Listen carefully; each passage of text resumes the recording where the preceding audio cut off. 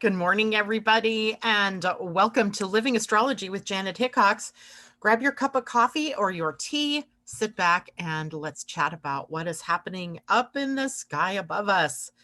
It is probably going to be one of the calmer, brighter days of the week, at least here in the Northwest. It started out with the sun shining. I think there are clouds coming in now, but it was warmish and brightish.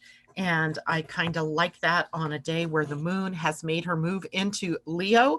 She did that at 5:34 a.m. my time, so about 8:34 for those of you out on the East Coast. And yes, happy day, right? The moon in Leo gets us a little bit away from some of that emotional energy that we've been feeling with the moon in Cancer. And you just got to love it when we can somehow be more playful, more creative, more expressive, as opposed to being more security oriented, emotional, or moody and homebound. So today, get out, everybody. Get up, get out, get doing some things. I'm checking in really quick. I see good morning to Amy and Phantom Chroma and Kimberly Eberhard. Good morning to you. Ursula, hello to you. And Laura Wolfberg, good morning. Augustina, good morning. And Joshua Nichols, good morning. It is great to see you all and great to have you with us. So today we come to a pause in the energy. We had yesterday's energy of Neptune turning retrograde. Today there aren't any big changes going on astrologically, of course, except the moon, who has moved into Leo. Tomorrow we'll have Venus retrograde going to Venus direct, slowing down, halting her move, stationing, as we say, to prepare for her forward motion, which also changes her trajectory in terms of what she's focusing our energies on as a society. And we'll talk more about that tomorrow as she moves into her fullness phase, according to the book that we've been looking at, The Light of Venus by Adam Gainsbourg. Today, we are also going to take a little bit of a dive into Neptune retrograde and what gate Neptune is sitting at in human design and the gene keys. Just a reminder that Neptune for the entire year has been sitting at the gate 22 and will continue to sit there.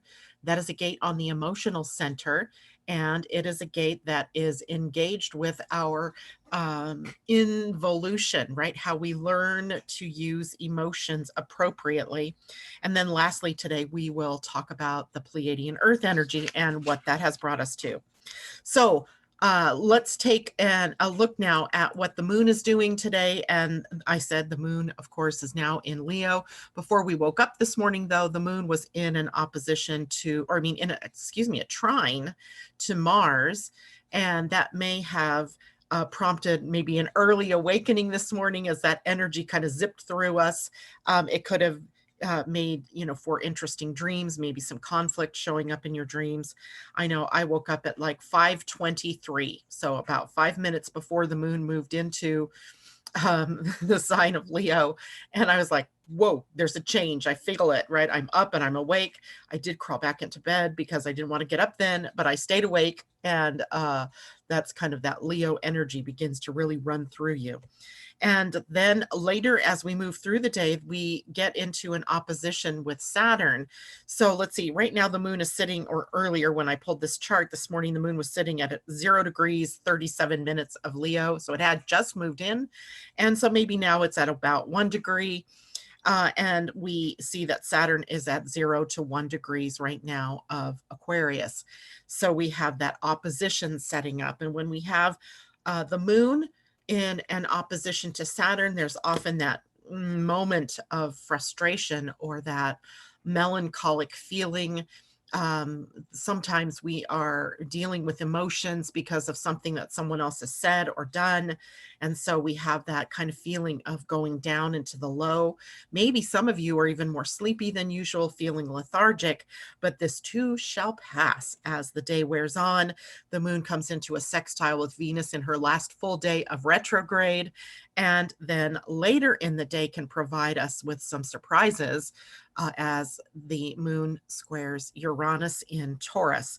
So squaring energy, of course, can bring up challenges. Sometimes we get stuck in our ways and we don't want to change. I just realized that my husband hung SpongeBob up on the wall. Oh my goodness. And I didn't realize he was in my field of view. So I put flowers there and everything this morning. Yeah.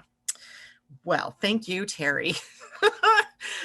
So anyway, we have some creative energy obviously running through the field this morning, and some more playful energy. Maybe SpongeBob there really epitomizes that for all of us today. The square to Uranus, that's what I was talking about. Now remember, Uranus is really a planet that breaks us out of or frees us from something. So he is often representing a rebellion of some sort, and or some kind of revolutionary impulse that's pushing. It's almost like an evolution pulse that if you're not ready for change, you're pushed into the change. And the fact that the moon emotions will be squaring that kind of gives us a cue that we may have some emotional resistance to what the planet Uranus is freeing us up from or freeing us to. His real key word, if you will, is liberation. Isn't that great? Now, this morning I happened to catch a moment. I don't even know why the news was on in my living room, but I walked in and there was a picture of the Senate in session with nobody in there except a couple of people. Mostly they're participating from home. And they were talking about Seattle and this Capitol Hill opposition organized protest, CHOP. Capitol Hill is a place in downtown Seattle. It's a beautiful area. And they had marked off in front of this older police station like a free zone, an officer free zone. And they've been having protests and so forth. And you may have heard the president and Mitch McConnell, who are sort of irritated that Seattle doesn't take drastic action and take back that part of town and blah, blah, blah. Yet the people who are living there, homeless people included, are benefiting a bit by having this safe zone. Now, there's other things about it that I'm not really into because I haven't really paid much attention to the news itself. But I thought it was interesting that that was popping up in our field this morning with Uranus as a liberator later on in the day. So I'll have to sort of keep an ear out to what is happening with CHOP today as we get in, because of course the rhetoric is ugly. Their purpose, I don't think, is ugly. I think they are a little bit like Greenpeace was in the 80s and the 90s, where they were really trying to call attention to, even the 70s, I think they were a little bit radical, right? But they got the attention of people and what damage was being done to the ecosystems and so forth. You may not like their means or their ways of getting the point across, but they certainly shake up the paradigm.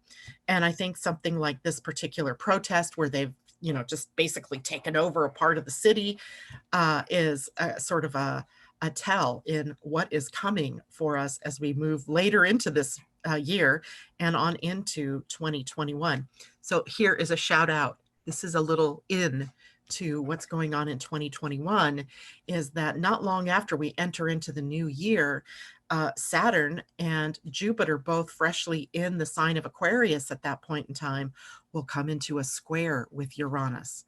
So we're sort of getting a foreshadow of what kind of liberation or freedom movement or statement that the society may be, getting ready to make at this point in time.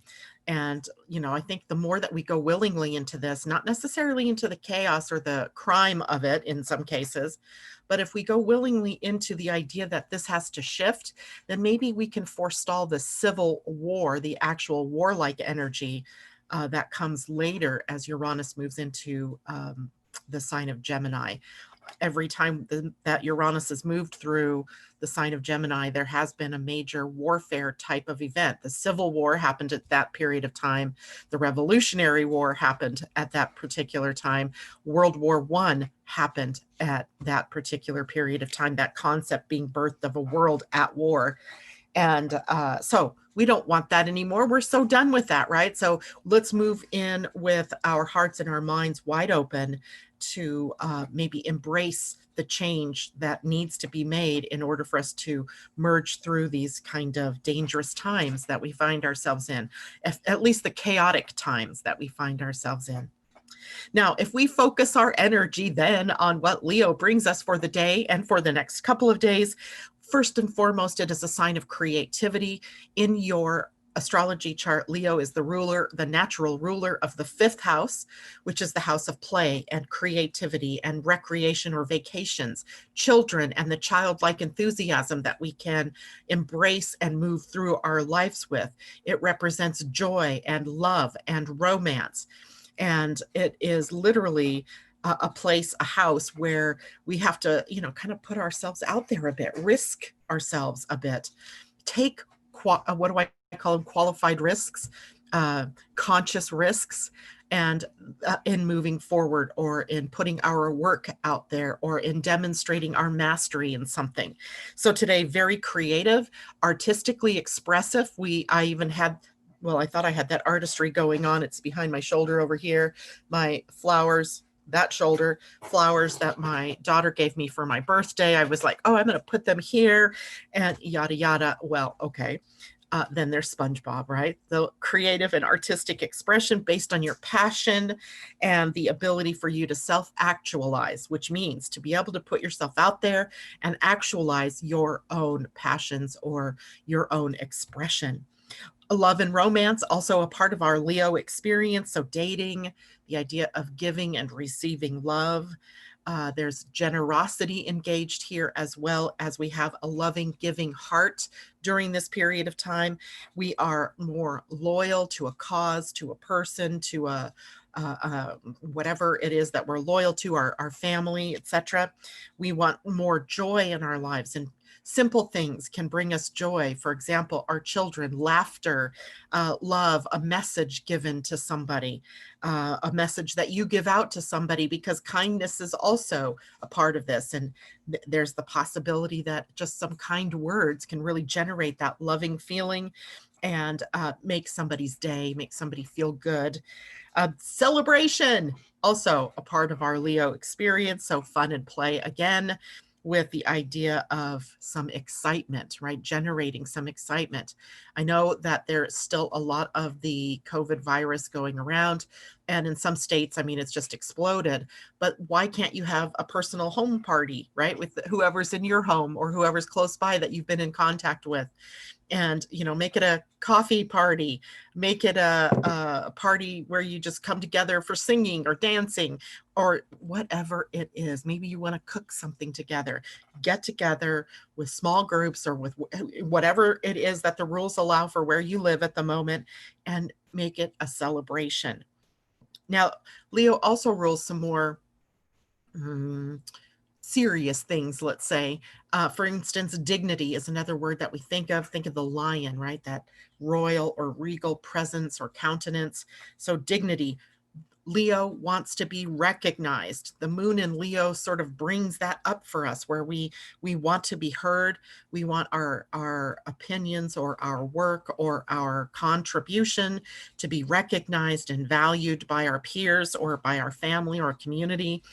It is about being in the center stage. Leo, if you ever watch Leos themselves, Leo sun, basically, sometimes Leo stelliums do this as well, or a Leo moon. There's a need for them to get heard, valued, recognized. They want to be seen.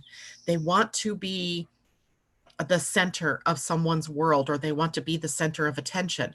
But they also have sort of a weakness, which is they feel a lack of confidence in themselves.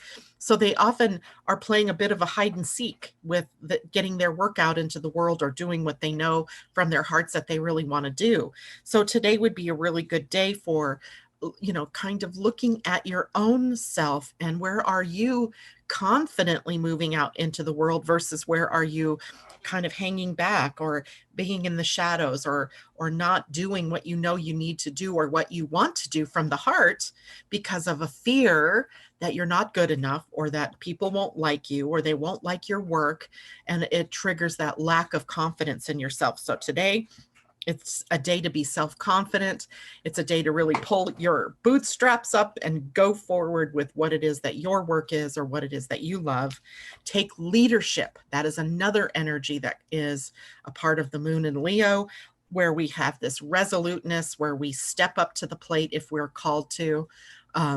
and we do things, we become the role models of what to be, of how to lead, of how to be in the world, as opposed to some of our other Leo leaning leaders who are showing us the exact opposite of that, right? How to be, how not to be in a position of leadership.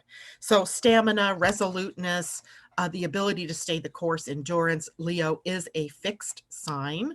It is fixed fire. So that's where we have the passion and the creative energy. But we also have that ability to endure and persevere through whatever it is that we need to do to get to where we want to go. All right. Pride, arrogance, narcissism. These are some of the more negative sides. Being the drama queen or the drama king, bossiness. Those are some of the more negative expressions that the moon may trigger in people.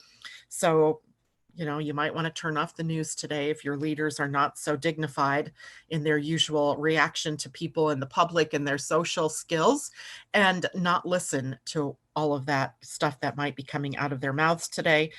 In the body, the moon in Leo can trigger maybe some back issues, some heart issues, spinal issues, really, the spine. So the spine takes up all the way from the top of the head, all the way down to the base of the spine at the spinal cord, or the, what is that thing called? Tailbone. So we have the idea of the spine, the spinal cord, and everything going through there. And it's interesting because yesterday I had a meltdown, an almost meltdown. Our other car was finished being fixed yesterday. So we were driving out to pick it up, which meant I drove home. And there's this one road that we come to where one road is ending and it's meeting up. You can't really see. It's a very strong diagonal that it comes at. So the other road kind of dead ends at it, and you have to make a right or a left. You can go straight, but it becomes a different road. And I need to make a right to head back to my house, which means I'm having to turn my head left at a very sharp angle to be able to see the oncoming cars. And I couldn't do it. My neck was so stiff. I was literally almost in a panic. And I got stuck there because I wasn't going to jump out into the traffic because I couldn't tell, is there a car coming? How far is that car? Because I'm only really being able to see it through my peripheral vision.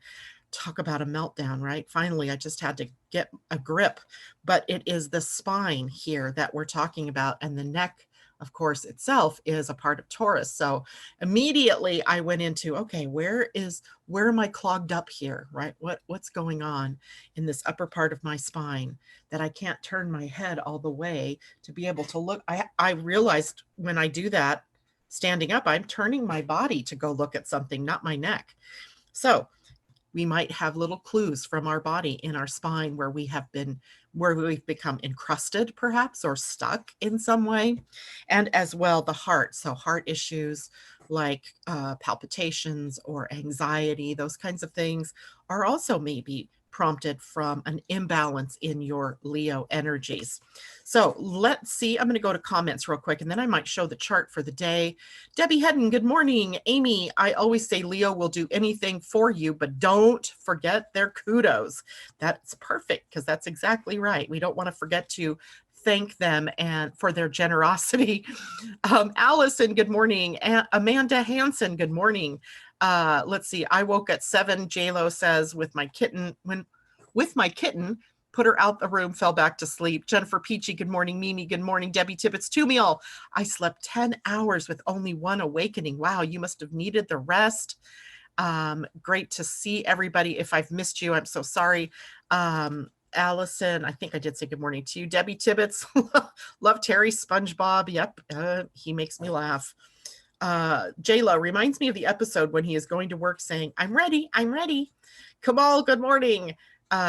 J-Lo, take a quick second and hit the thumbs up button. Thank you for reminding me about that, and reminding the listeners, if you're liking the video, please hit the thumbs up button.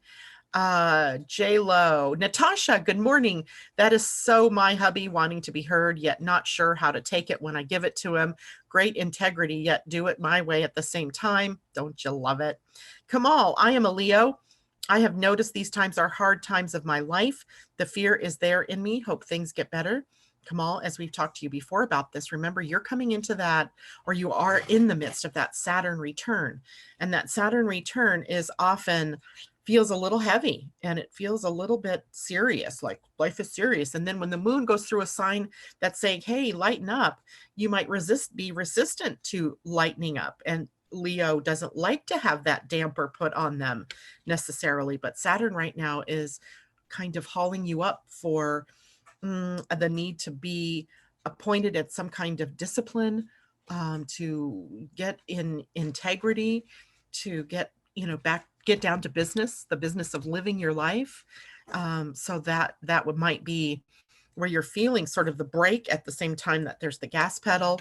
And it can be a little disconcerting as that can go on for a period of time. I know I'm getting hit 3 times with my Saturn return because it went forward over it, backwards over it. Well, it will go backwards over it soon, and then forward one more time over it. And you may be in that same position. So don't worry. Just look at what is it that Saturn is demanding of you to get back to your heart. Because remember, if you're a Leo, your whole life is about following your heart. It is about following your desire, doing what you love, being passionate. And right now, maybe Saturn is showing where you're not being like that. So maybe it's time to take a look at what that all means for you.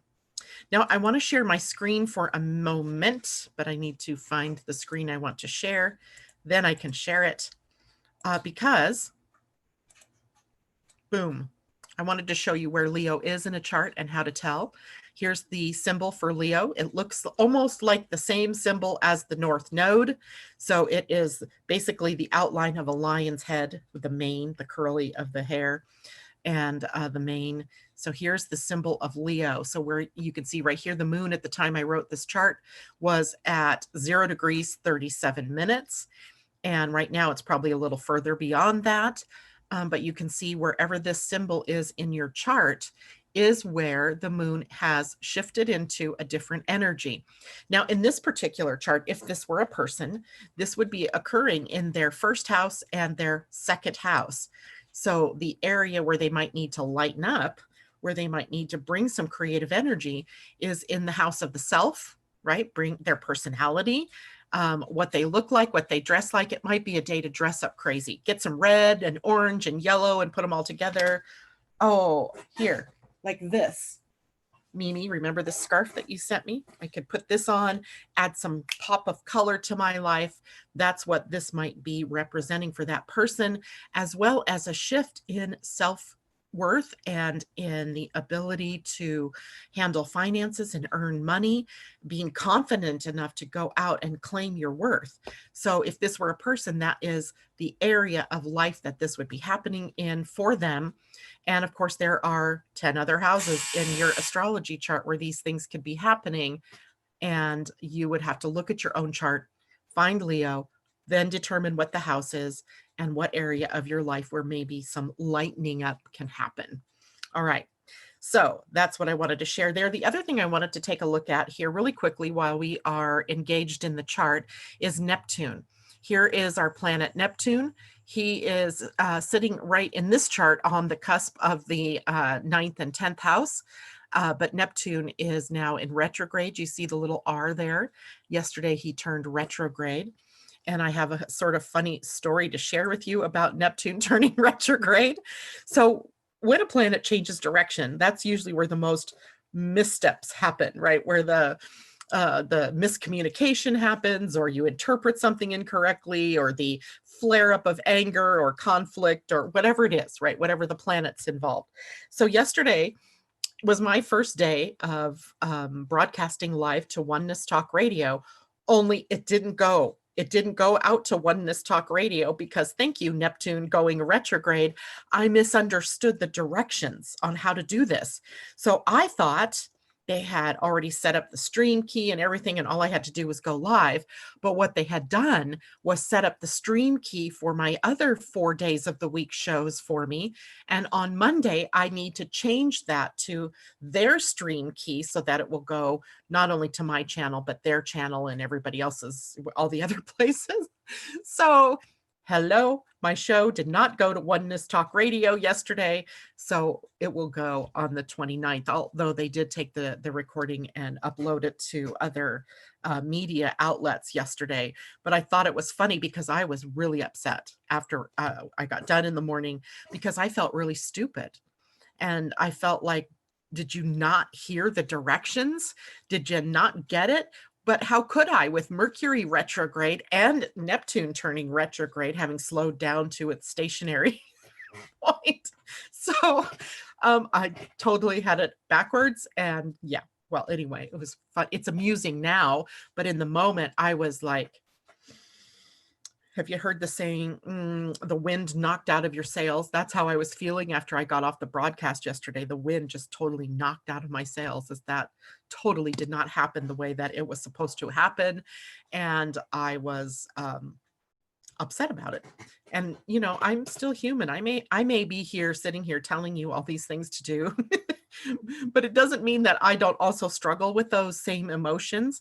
Moon in Cancer, right? Yesterday was just, I should have known better than to try to start a broadcast in a new place on that day. I thought the power of the new moon was better than the potential upset by the retrogrades.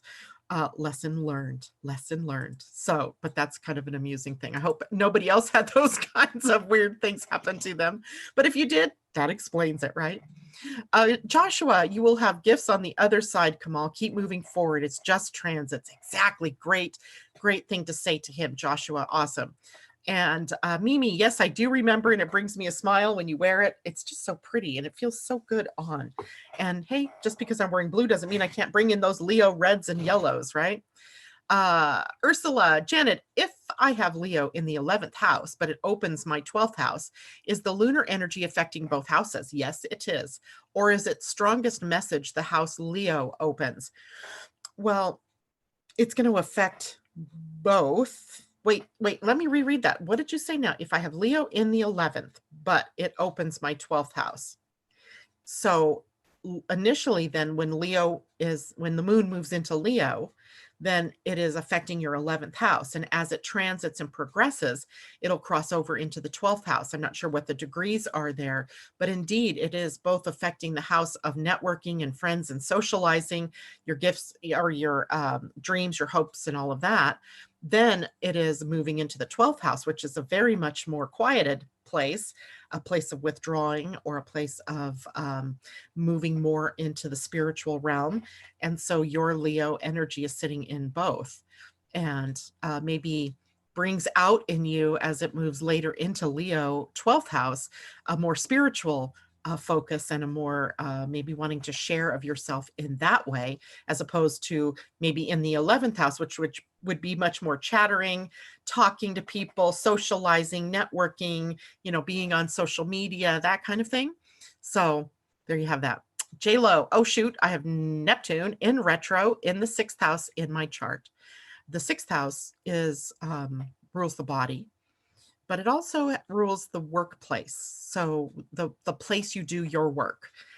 So if you're working outside of the house, it rules maybe the people that you're around, as well as the environment that you find yourself in. But it's also a house that rules our domestic animals. And you said you woke up this morning with your kitten on you. I think that's cute, right? Sort of what does cat represent to you? Let's look at that and see, you know, maybe cat represents independence and maybe the freedom to be and act independently from others, stepping out on your own, perhaps. So I think that's kind of interesting too. Joshua, Ursula, Cancer rules 11 for you, Leo 12th. There you have it. Good. Joshua, are you new to us? Because I think I've seen you for a couple of days and I love seeing you out there. I'd love to know more about you. That's it. Okay, now let's go back to our Neptune retrograde for a minute, because we talked yesterday about what Neptune retrograde represents and how that would affect us. But we also need to kind of bring in the human design and gene keys aspect of where Neptune is sitting, because as you know, we've talked about, in the grand scheme of the historical importance of all of the transits that are happening, Neptune is the only outlier right? The only one not factored in at the Dark Ages and at the fall of Rome and in times past where we had plagues like the bubonic plague, etc. So Neptune being the only one that can really make a change, make the difference between the total destructive sort of energies of the past and the more conscious co-creation of a new reality here in the moment, right? Our ancestors living at that time did not have the ability to co-create. That it wasn't in their awareness, right? That in their estimation at that time, it was more mythic, it was more spiritual, it was more God-centered, and things that happened had a different role that they played in that society. Well, if you fast forward now, these 5 to 600 700 years hence, and we are now at a point in our history or our evolution of consciousness where we are able to really consciously co-create our reality. Now, trust me when I say there's still a good percentage of people out there that have no clue what that means, that would never believe it in the first place because they're still caught up in the ancient, in old religions and old belief patterns, that they just haven't come shaken loose yet. And yet there's still this high potential for us at this point in time to honor the energy of Neptune, which happens to be sitting at the gate 22 in your human design chart.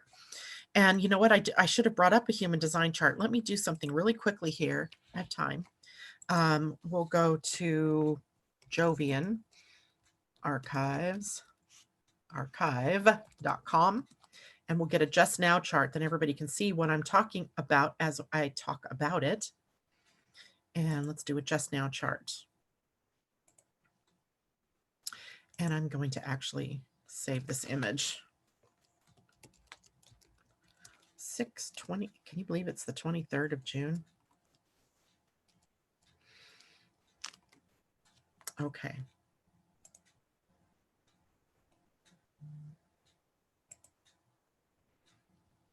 All right, now my computer's being slow here. There we go, downloads. All right, now I'm going to share my chart so you guys can all see what I'm talking about here. All right, now all of you should be seeing the human design chart. This is called the Just Now chart. It is a chart of the moment. And so what it does is shows us where all of the planets are by gate. Here we have the sun and earth, moon, north node, south node, Mercury, Venus, Mars, Jupiter, Saturn, Uranus, Neptune, and Pluto. And what we see then is by transit, we have the first 4 centers defined, and the lower body centers open. So we may be, it just as a general, this isn't anything to do with Neptune, but we may, generally speaking, be feeling like we need to be more dependent on our thoughts and our heads. And there's a split here. So the head doesn't really, the head and the ajna aren't meeting up with the throat and the identity center here. So there could be this mismatch between what we know here in our soul or in our heart and what our heads know or think they know. And so that may be something we're grappling with as well. It's just an interesting thing to see here. But Neptune itself, here's Neptune's symbol. He is sitting at 22.5, meaning he's sitting in the hexagram 5. That's based in the I Ching. The 5th line gives us a little bit of different flavor that Neptune is playing at the moment. And here is where the gate 22 is. It is on the solar plexus. And we still have Mars over here at gate 36, creating a bit of that chaos and conflict and turbulence. So we have the energy here of restless boredom and how do I get out of that? And then here we have this moodiness that comes up with the gate 22 where Neptune is sitting. So in Gene Keys, this is the gate of grace in the highest, and the gift level is graciousness. In the lowest level, it's dishonor.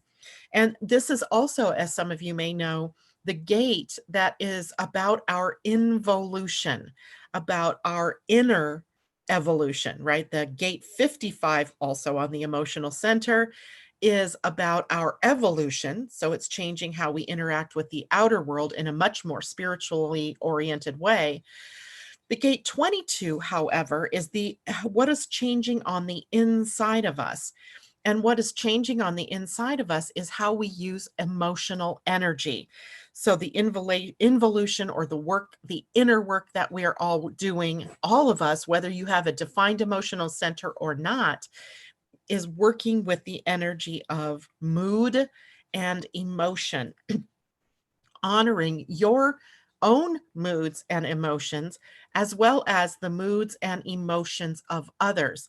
What the path of involution here is for us all, or evolution, whatever, is how we use that emotional energy.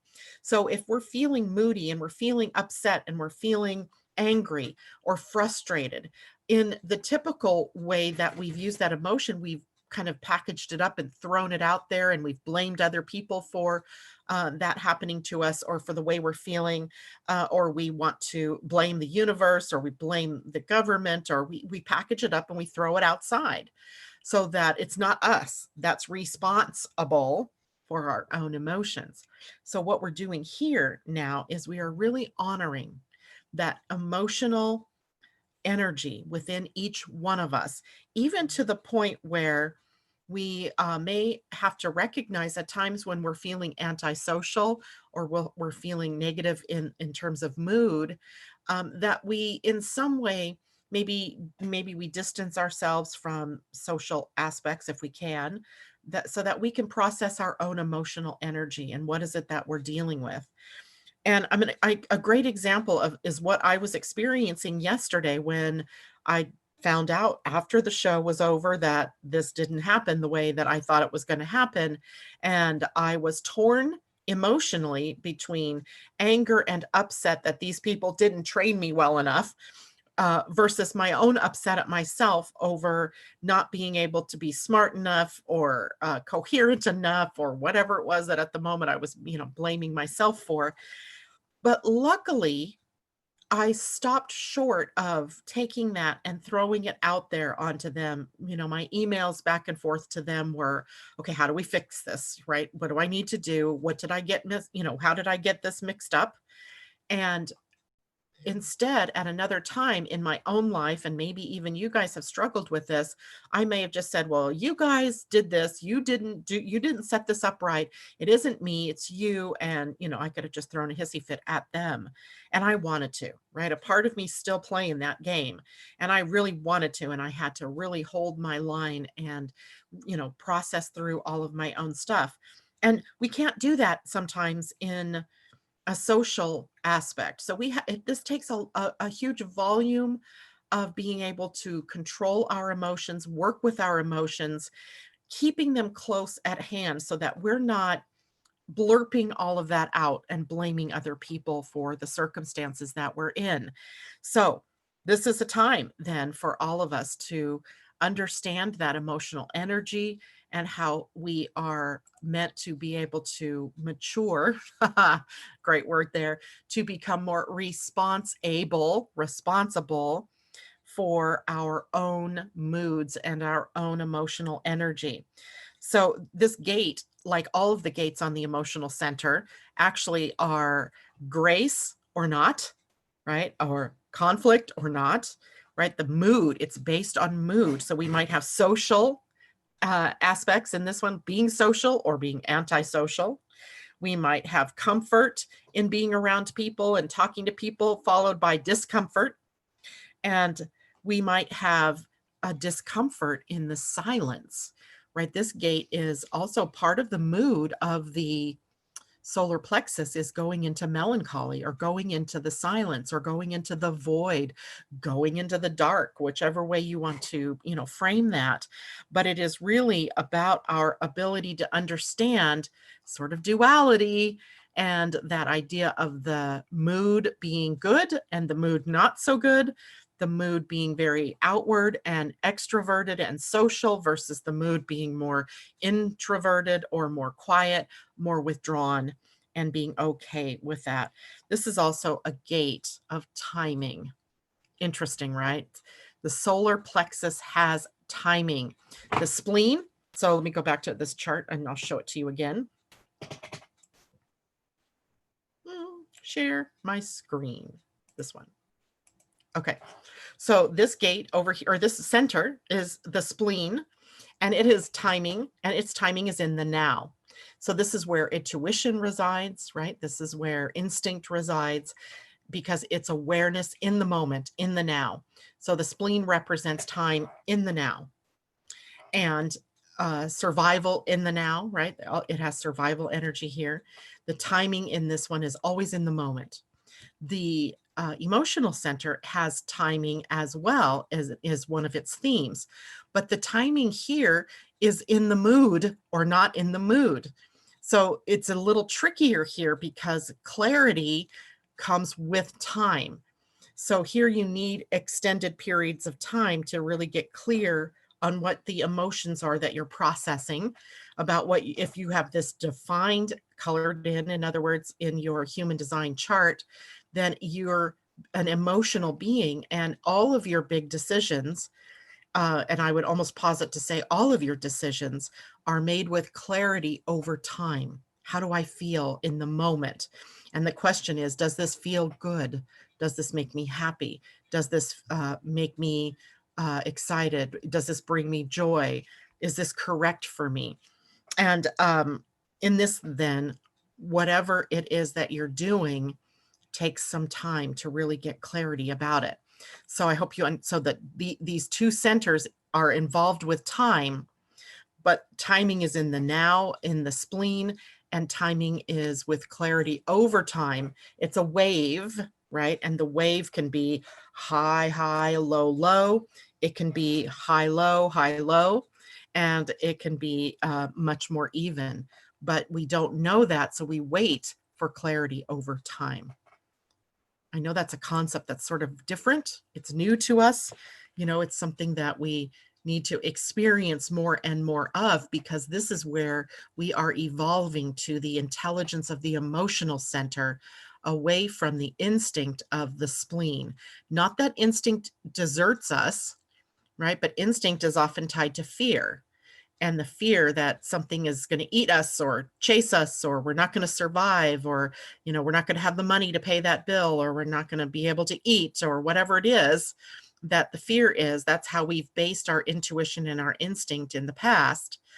And that's shifting over to a much more emotional orientation. And it's going to take some time, but by 2027, the emotional center has taken over the human design as the primary energy center for making decisions.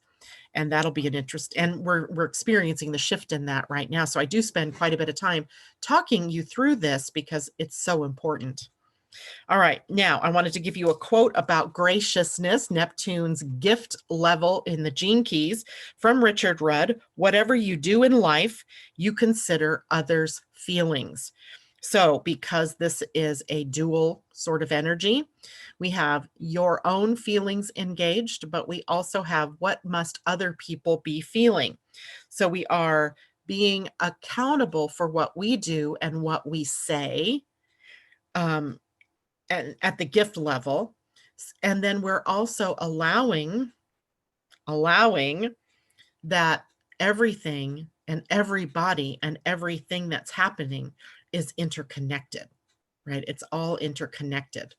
So it's a huge leap, because right now I think we see things in terms of separateness, and that's that person and that's that person. But you know, we don't look at how all of us are together in this, how we're all creating this reality. It's real easy to blame others for your situation. It's easy to blame, oh, you know, the blame and the shame game, right? That's one of those things that we're moving through. We are leaving. Okay, back to the YouTube feed. Thank Goddess, my heart-centered thinking will be the norm. Yes, this is an amazing prospect. It is an amazing prospect. It is also one that I think fills a lot of people with fear that they're going to lose their own individualism, that, you know, if we're all interconnected to that level, is it, you know, think of the Star Trek series where they came across the Borg, and the Borg were all these beings that were sort of like robots, but they were all of one mind. I think they called it the hive. So you have this idea of the hive mind, and there's no individualism in that. And I think you see something like that on the screen. And what it really represents is the fear that we have that being interconnected, that bringing in oneness and unity means that the cost is of our individuality, but that is so not true. So I think we have that tension going on for the short term, the next several years of our outgrowing that division and that polarization in favor of seeing how we're all interconnected and all a part of the same earth ship and moving forward in our evolution. So yes, Kamal, thank you, Natasha, for your wisdom. Oh, I love it. You guys are sharing with one another. Jules de Lune, timing, if that isn't Neptune RX for me, timing is everything. Literally, timing is everything. Yep, involution describes Neptune retrograde perfectly. But involution is in and of itself a process that is concurrently happening with our evolution. It's just that the gate 22, which happens to be being hit by Neptune, is really showing it to us right now, while the gate 55 shows us the evolution, the changes that are happening on the outer side, which is also on the emotional center, which is also about spirit and abundance coming to us through spirit. So our evolution on one hand and our evolution on involution on the other. It just so happens that Neptune, the one different planet in all of the things that are happening, happens to be sitting at that gate 22. I love it. It's like perfect timing for everything else that's going on. One day, Ursula says, it would be fun to learn more about White Moon Selena. She is getting all my Leo lunar energy today. Well, the White Moon Selena is sort of the balance point to the Black Moon Lilith. And so where one represents the shadow, right, the part of you that you don't see clearly, your fear field that you're tapped into, the other one shows you what it is that you can use here on the planet to shine through. So if yours is in Leo, you're following your passion and living your life to its highest, following your heart. All of that is where you would find the most gifts and where you would shine the brightest in sharing with other people. So your White Moon Selena gives you that access.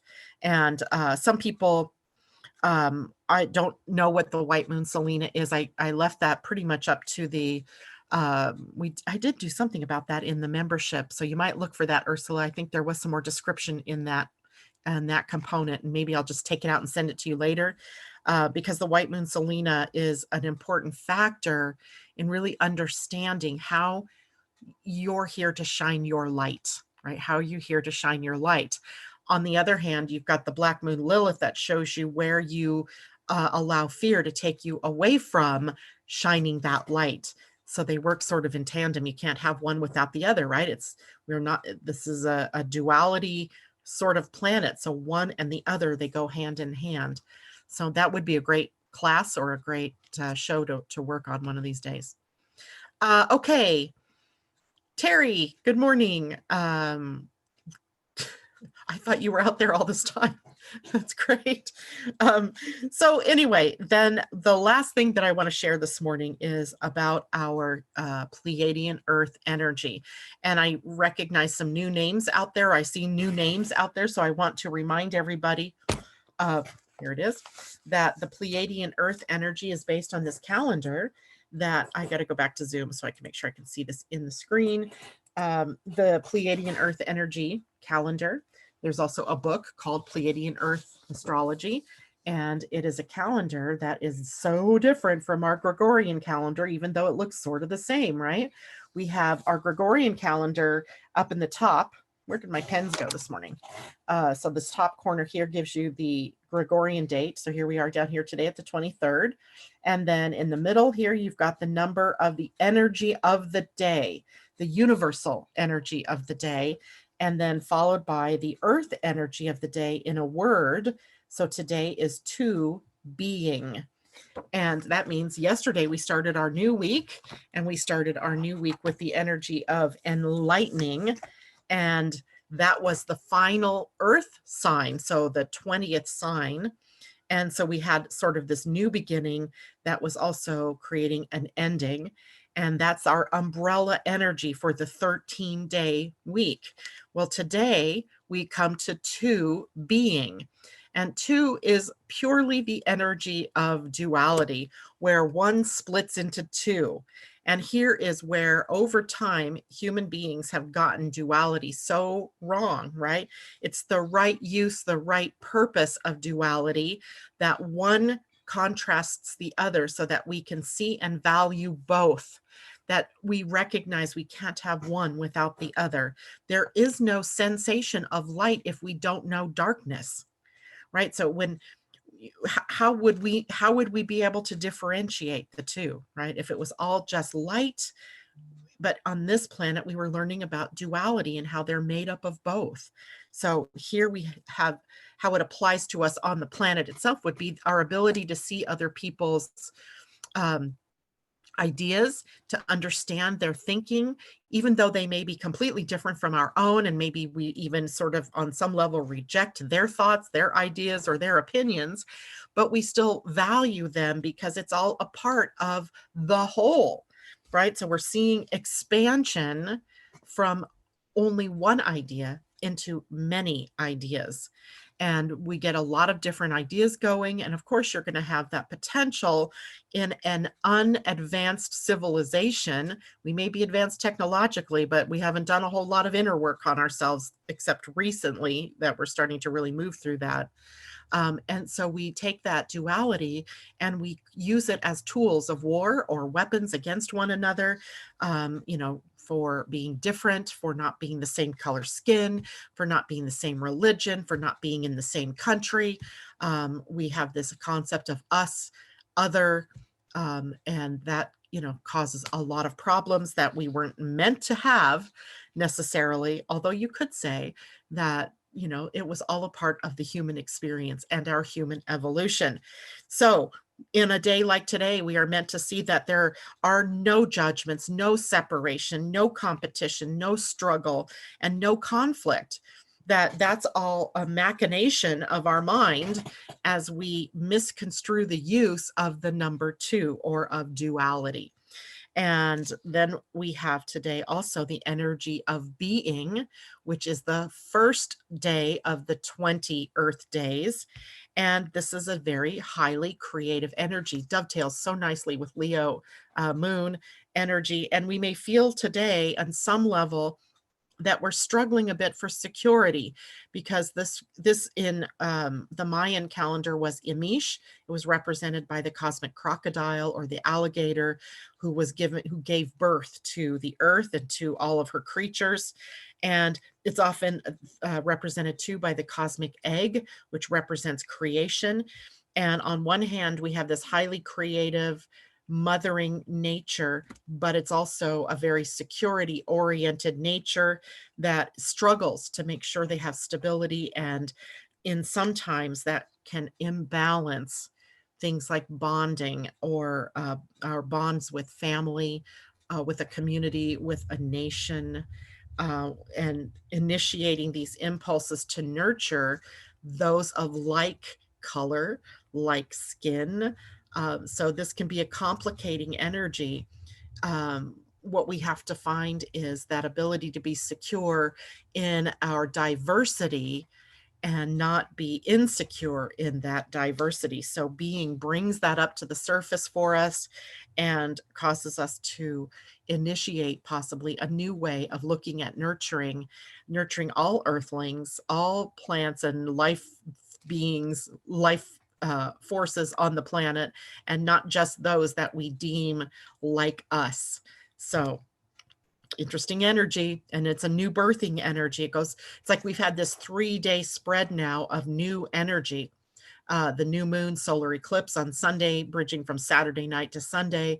Monday's energy of the one, enlightening in the Pleiadian-earth energy. And now we have today, even though it's 2, we have being energy, which is the first energy of the earth energy. So we've had 3 days of new beginnings. Yay. All right. I'm going to take one last look over here, see if there's any questions, any comments that we need to deal with before we go. Marcella, hello. Augustina, yes, indeed. Always so grateful. Oh, to have the daily talks. You are most welcome. It's one of the things I really love to do. And yeah, I love it. All right, guys. No other questions, comments. So let me close with this. Please hit the like button, the thumbs up button for me. Also, if you like what I do in the morning, please hit subscribe, share this with your friends, and does Leo rule interruptions? I don't know. See you at the forum, indeed, today at noon, for those of you in the membership. And J-Lo says I kept getting calls having to rewatch. Oh, no worries.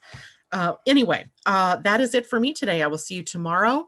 I'll see some of you this afternoon, see the rest of you tomorrow morning, where we'll start our chat about Venus turning direct and what is that, how does that change things up for us. As well, tomorrow night at 5 p.m. Pacific time, I will be on Angel Heart Radio. You can find them, she broadcasts live to Facebook on the Angel Heart Radio Facebook page. Say that 10 times fast. It is 5 p.m. my time, 8 p.m. East Coast time. That means likely in Europe, it's pretty late at night.